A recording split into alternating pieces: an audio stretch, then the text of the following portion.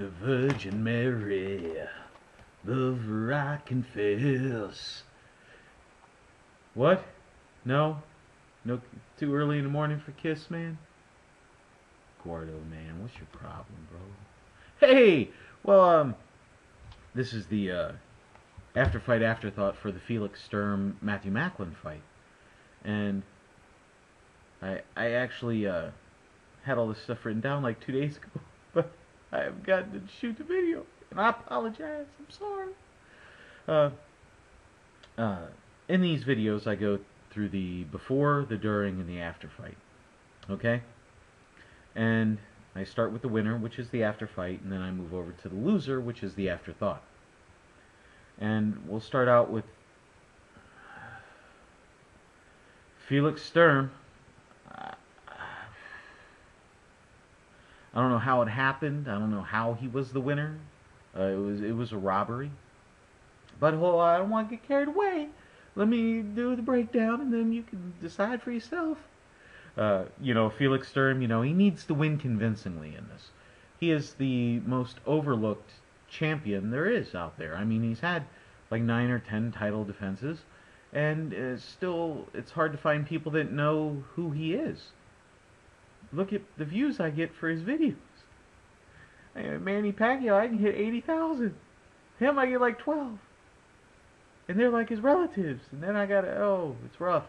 Anyway, he's starving to get noticed, and then they're, it should be a good package sell. He's Eduardo, would you say he's a decent looking guy? You don't even want to get in that. You don't even want to share an opinion, right? No? You're not touching a 10-foot pole? Okay. But, he's got that, he could have almost like a De La Hoya factor in there, to bring the ladies in. The ladies.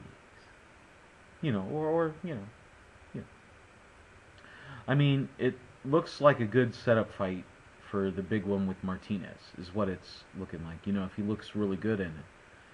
If he looks bad, is he just another champ that's there and holding his title solely because of matchmaking?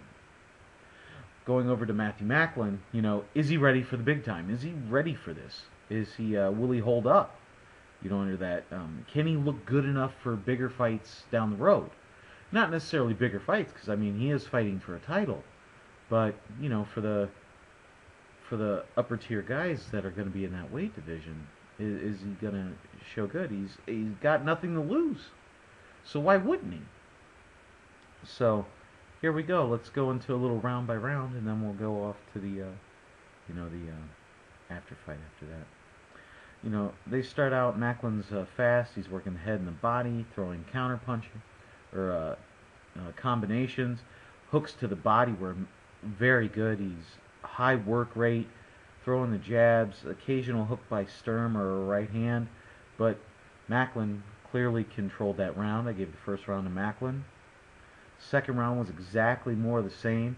Working the head, hooks to the body, coming up over the top with the right hands. Granted, every punch wasn't landing like flush, but a lot of them were actually getting behind the guard. And if you actually watch the fight, you'll see that. A lot of punches. Gave the second round to Macklin. The third round, it seems Sturm came a little bit out of his, out of his shell a little bit. And, it seemed like he was, if you wanted to score the round for Sturm, I couldn't really argue with it. I gave it to Macklin, but it was it was a close round. And if you were begging for Sturm to actually do something, then this would be a round you would be quick to jump on to give him, But I don't think he did enough to win the round. I thought Macklin had control of the fight in the first 2 rounds, and it kind of carried over into the third. In the fourth round, they're trading jabs. There's a nice counter right by Sturm. He did land the most, seemed like, effective punches in the fight.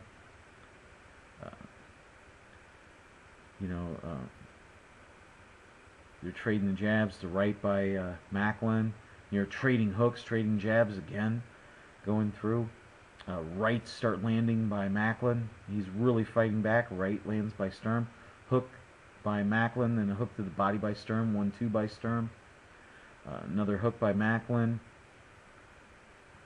they're just going through there and trading back and forth. But again, it seemed like Macklin took control of the round, and I gave that one to Macklin as well. So I have it 4-0 for Macklin. Could be 3-1 if you saw the third is for Sturm.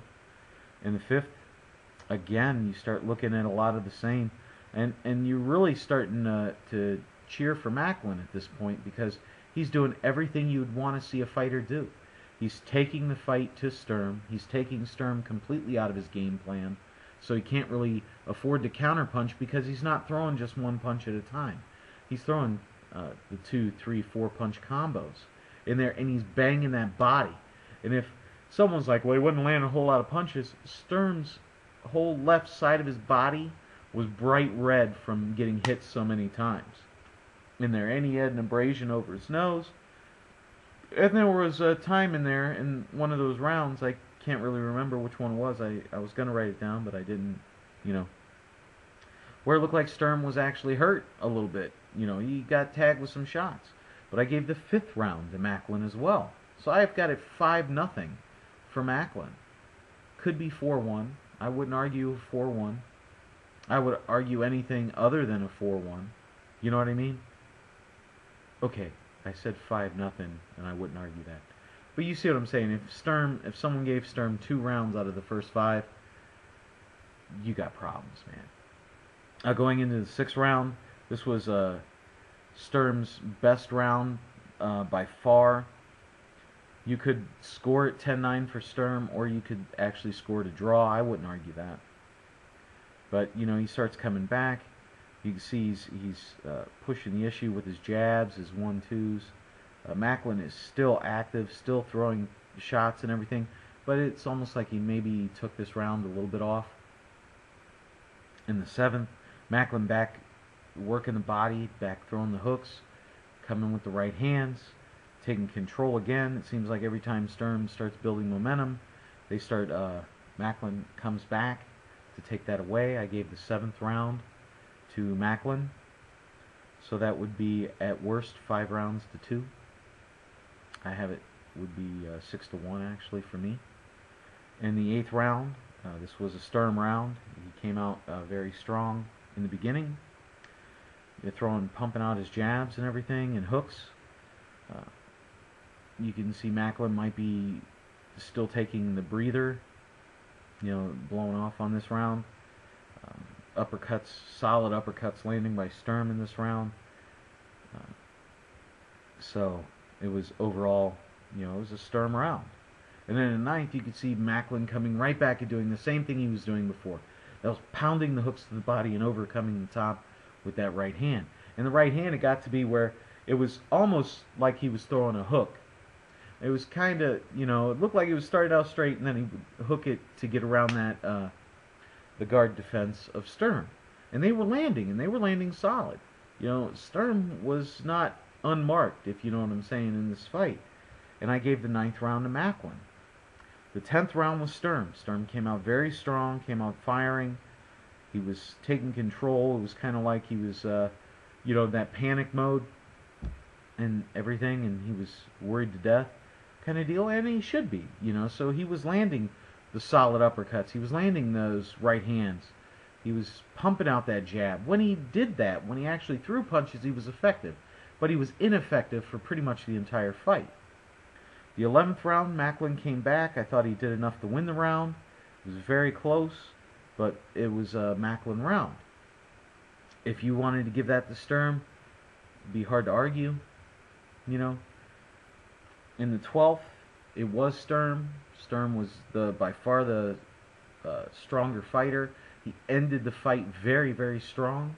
So the 12th round you had to kind of give to Sturm. It was the one where there were no questions about it, kind of like the first 5 rounds, or 4 of the 5 rounds, for Macklin.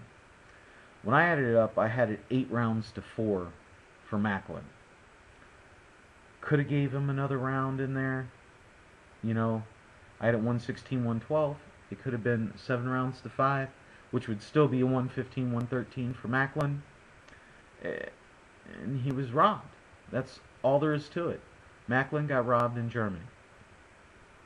I'm sorry. okay, so now I got to go back to the Afterfight, right? Who, for a fighter I don't believe won the fight at all. And you have Sturm there. Martinez? Rematch?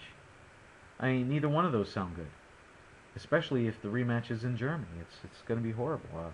Maybe a Daniel Gale or Andy Lee. You know, someone that's going to be willing to actually go to Germany to lose a decision. You know, basically that's what it seems like, you know. Hey, come fight me in Germany so I can win. You know, because he doesn't fight outside of Germany. So, you know, that's another big thing, you know, that he's going to have going against him now.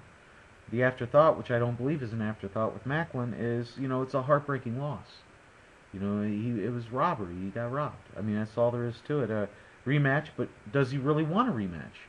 I mean, would you want a rematch after you just got robbed? Well, yeah, but where? I mean, is Sturm going to be willing to leave the country, and just even go to neutral ground? The U.S. Go to the U.S. I don't know. Pirog, Andy Lee, Mab. That's Marco Antonio Rubio. For those of you that don't know. He looked good, so he's going to get the fights, you know. This is a very, very tough loss, so you got to worry about that, you know, fighters coming off really tough losses, how they handle those. Because he put his heart on the table and he got robbed. So, that's my Afterfight Afterthought on this. Please comment, rate, subscribe, tell me what you think. But don't, you know, like, if you're going to get into it, watch the fight and then come to me and talk, okay? And be my friend. Yeah. Alright. Well, hey, this is Bigragu. I'm out.